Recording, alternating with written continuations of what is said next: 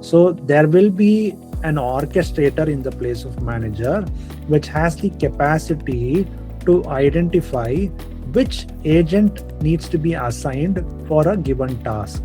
And this entire architecture, where there is an orchestrator and a set of tasks, where the orchestrator decides which agent to pick up based on the inputs, this entire architecture is called as agentic AI.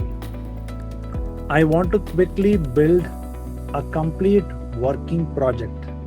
Yes, in another 10 minutes, we'll be building a complete working project using AI tools. Okay. And this, we call it as prompt. Okay. The English statements, whatever that we are passing to Claude or any LLM, is called as a prompt. So I'll give this and I'll hit enter. Okay. See, it has built a beautiful skeleton. AI resume analyzer, get instant actionable feedback on your resume tailored to your target role. And there is upload PDF option, great. And there is paste text option also. You can paste your resumes. Yeah, thanks for bringing that point up, Ramesh. Yeah. Whatever Ramesh said is totally true, though it looks pretty easy from the way we explained it over here. The concepts, when you want to understand it at a deeper level, there are certain things that you need to understand at code level as well.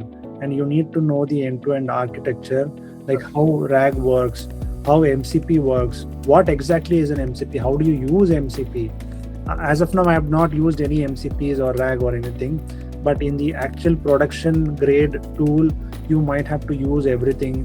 And what are the different models available? It's a 20-hour course. It will have 10 sessions only on weekends. Let me repeat, it will be only on weekends, Saturdays and Sundays, 3 to 5 p.m. 2 hours on Saturdays and 2 hours on Sundays. And it will be 10 sessions total of 20 hours. And in this 20 hours,